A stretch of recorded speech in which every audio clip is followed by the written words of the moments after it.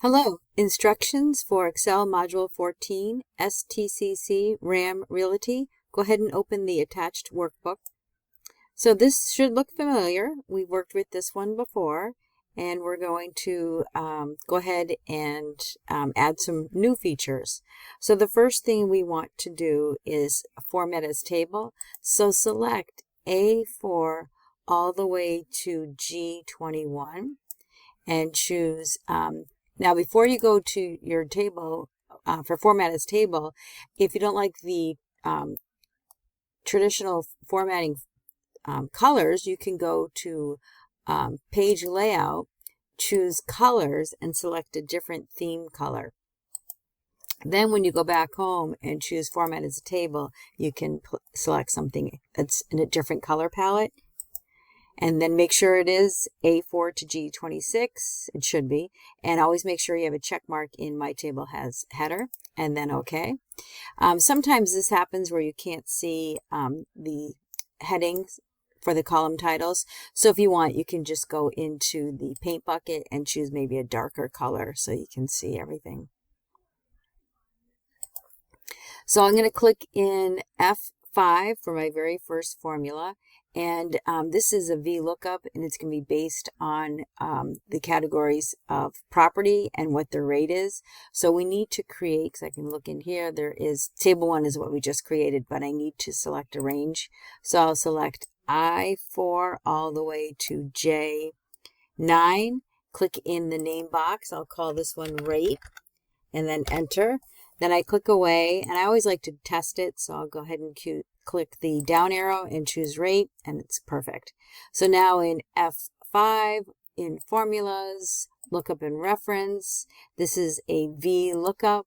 You always move this out of the way. I want it to look at the property, so I'll select B5, and notice it comes up as property because it's in a table. And it does say Cape Cod, which is in the first cell, D5. The table I called rate.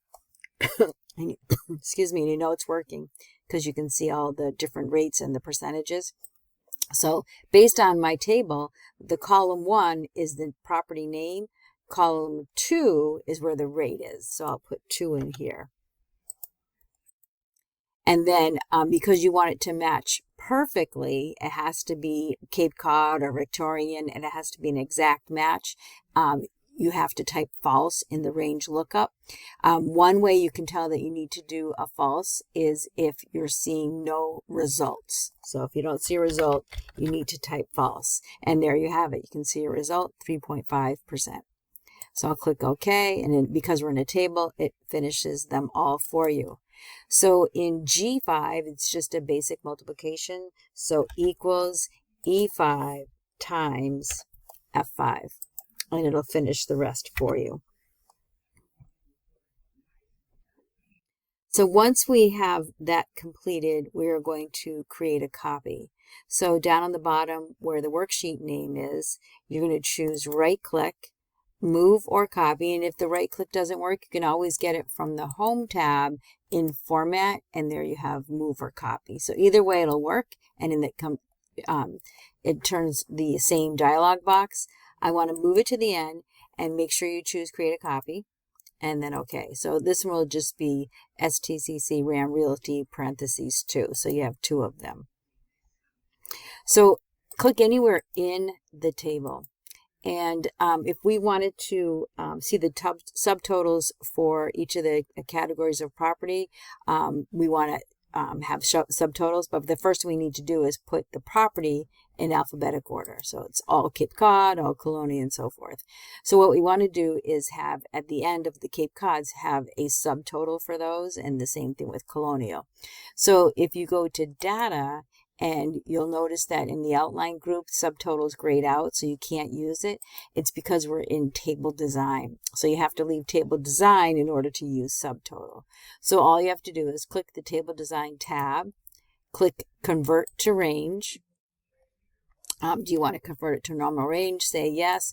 You do lose these markers, but if for some reason you forgot to sort them by property, if you went back to data, you could click filter, and then you could turn it on to to alphabetize, but we don't need that. All right, so now if we go to data, subtotal is working. So go ahead and click subtotal, and I want it by property, and I'd like to see the sale price. I don't need to see a total for the commission and the commission amount. So make sure it's sale price and commission amount, and okay. And then you'll see that it breaks it up, that you have a Cape Cod total, Colonial total, and so forth.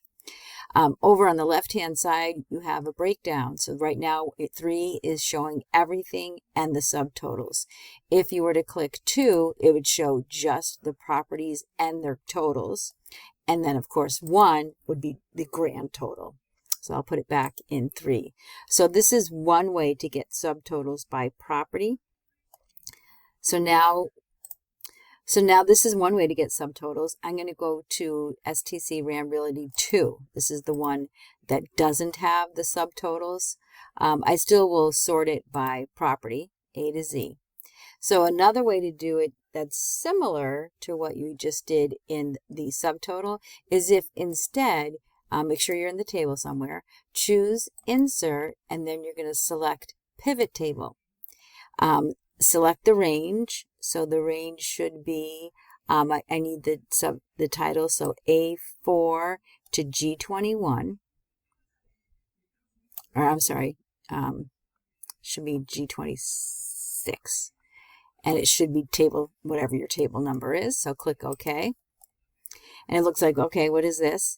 So what you would like to do, if you wanted to filter, you can. And we have columns, rows, and values. So we're just going to do rows. And what we want the rows to have is the property name. So I'm going to drag the property into the rows. And there you have the different property categories. And what I want in the values, just like I did in the subtotals, is I want the sale price in there. And also, if you scroll down, I don't need the commission percentage, but I want commission amount, and I'll put that under. So I'll have under here both sale price and commission amount. I'll select all of them and put them in the accounting format. So that's one way to do it.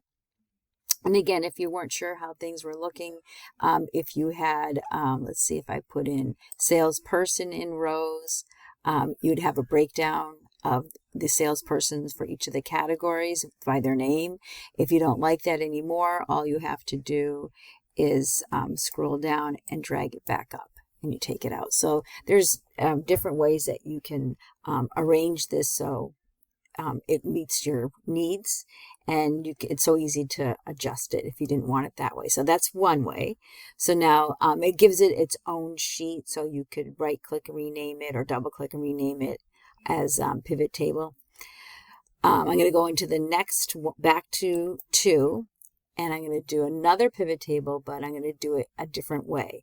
So I'm back in the second one. I'm going to choose Insert, but this time instead of pivot table, I'm going to choose Recommended. So based on this table, it's going to give me suggestions. So the first one is just showing the row labels with the properties, but just the sum of the sale price. So if you click the next one, this is showing the properties with the sum of the commission, and then this is showing the percentage, and then you just keep going to see this is just showing by dates. Let's see if I can make this bigger. You can see where it should show both. There's the one that has the commission amount and the sale price. Let's see if they have it similar to the one that we did. It's not showing that. Sometimes it does, sometimes it doesn't, but we can add to that. So I'll select this one and click OK.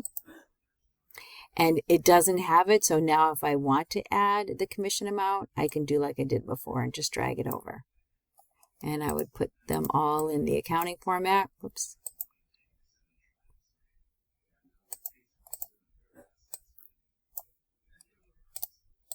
There you have it. So it's different ways to get subtotals. So this was the traditional from the data subtotals. And then I had a copy of one that was not any subtotals so that I could choose the pivot tables. And I did a pivot table where I chose what I wanted in rows and what I wanted in values.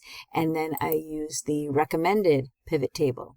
So it's different ways to get subtotals on the original worksheet. And that's a save and submit. Thank you.